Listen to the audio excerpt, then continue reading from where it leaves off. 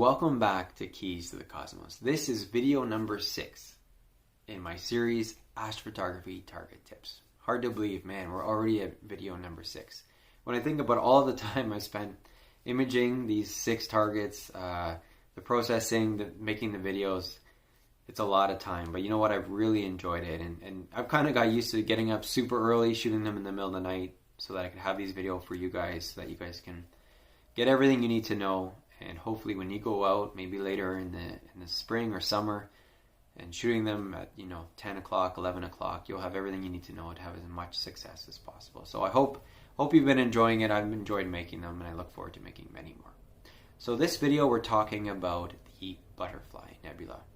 Now that's found in Cygnus, and it's a pretty common one. If you're on Instagram and following a lot of guys that do astrophotography, you'll see quite a few pictures this time of year of the Butterfly Nebula, but it's super easy. I want to make a very brief video on this one. I know I always go on talking, but this one I promise is going to be a lot shorter because this is super easy. It's big, it's bright, it's the easiest one to locate in the sky. You do not need to search around. We'll talk about that in location, but super easy. So if you've never, you've only played around and maybe shot pictures of stars, never really gone after nebula, this, I know I said North America is the easiest. This is even easier than North America. This will be your fastest setup by far, and I think it'll be pretty quick on the processing side too. Let's talk about all that. So first of all, how to locate the Butterfly Nebula. Well, basically it's in Cygnus, as so many of these other beautiful targets have been.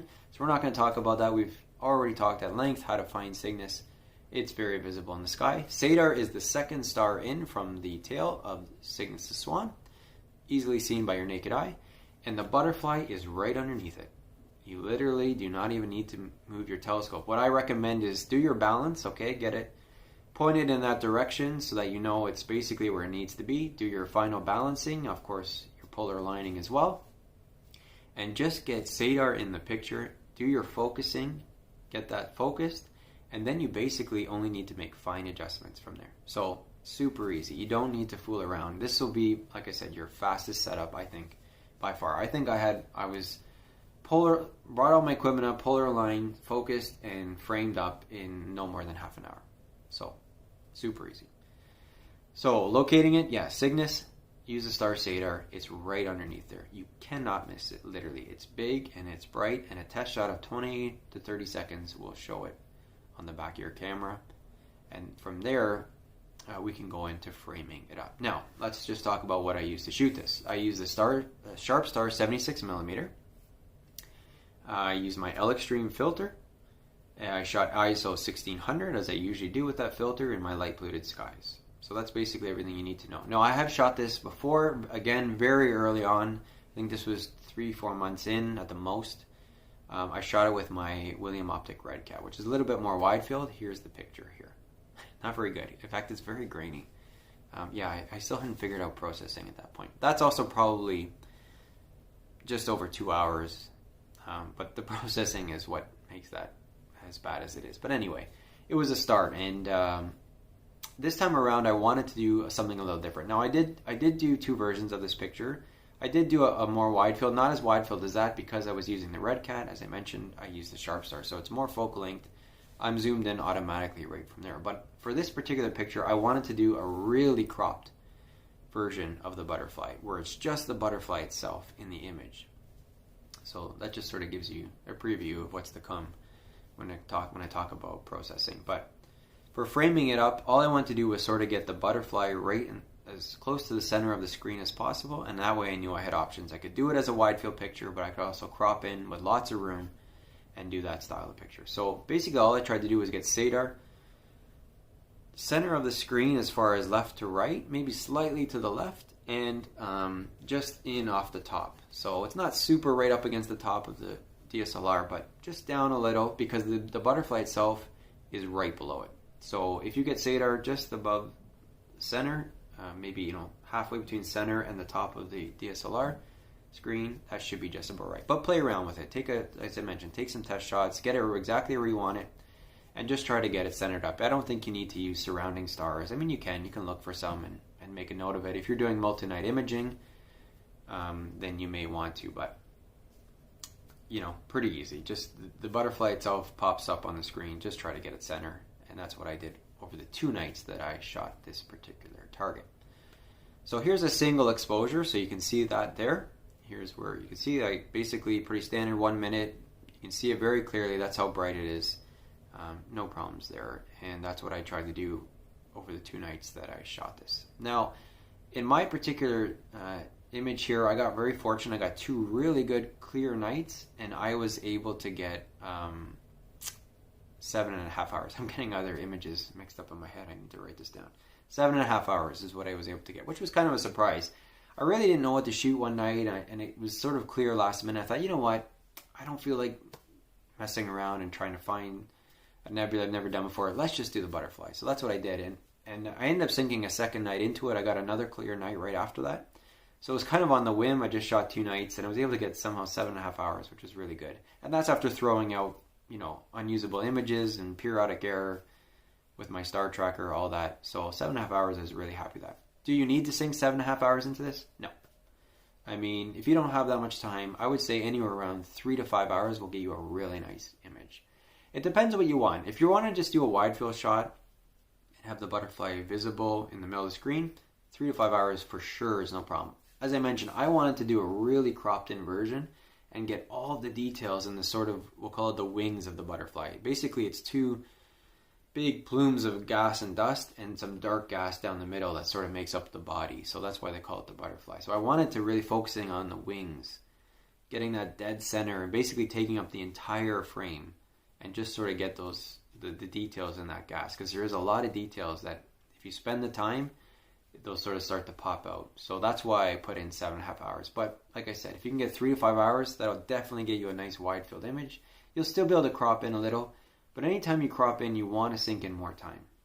To get those details and make them look right, you got to put the time in. There's no other way around it, especially when you're in light polluted skies. There really is no forgiveness there. Integration time is key. Of course, on top of that, collecting really quality data. That's important as well.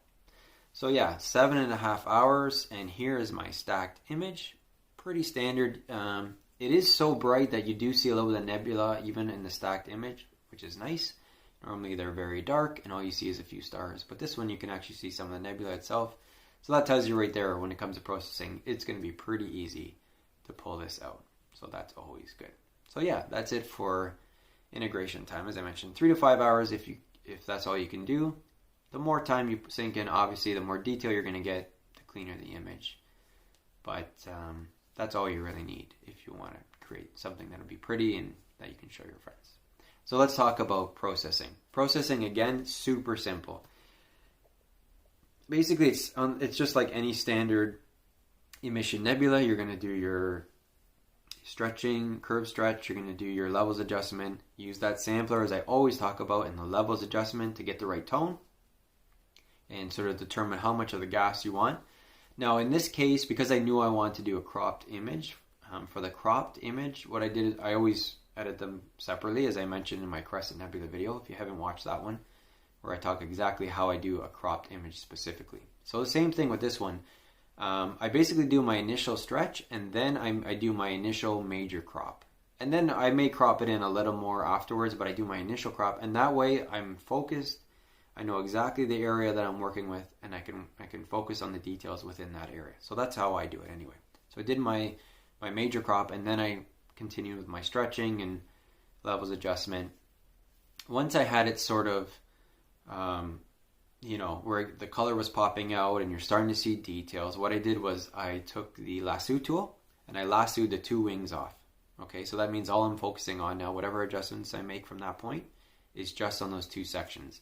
And what I want to do is sort of make them brighter and sort of bring out the details just in those 2 wings, and everything else would stay soft. Okay, so that way, even on a zoomed in image, the butterfly, the wings itself, are the focal point of the image. So that's sort of the vision I had, and that's what I try to do. So in doing so, I basically, increase clarities, the slider, texture, highlights to sort of make it look like it's being backlit, and that it pops off a little bit more. But yeah, just playing around with it, getting the detail without it being too much, sharpening, all that.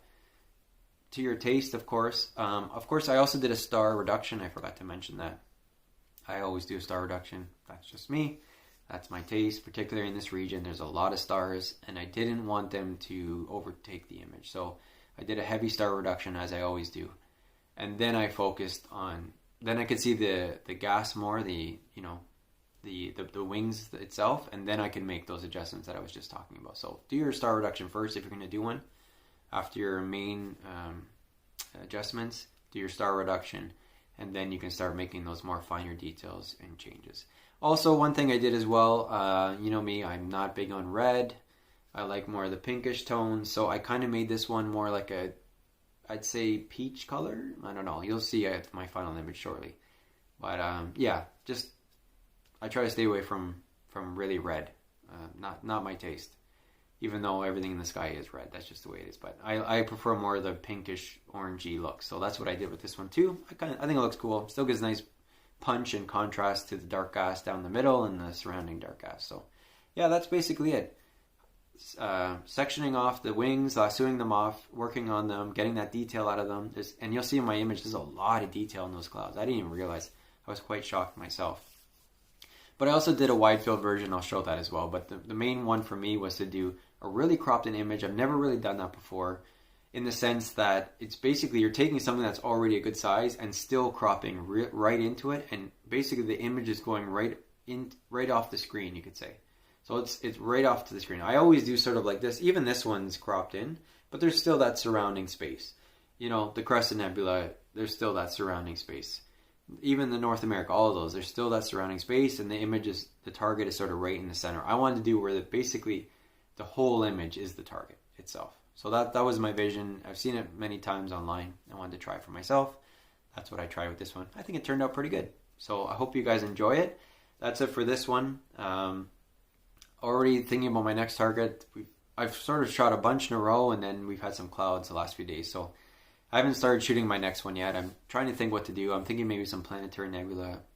Anyway, we'll see. I want to do something a little different. I always try to do something different to provide new material for you guys and just show you all the aspects of astrophotography, because there really are so many that keeps you interested in it for years and years to come. So without further ado, here is my image, uncropped and cropped, of the Butterfly Nebula. I hope you guys enjoy it. I hope you're able to get out there and try this one for yourself. Super simple, especially for you beginners. Enjoy, guys. Thanks so much for your support. I really do appreciate it. And I will see you on the next one. Take care.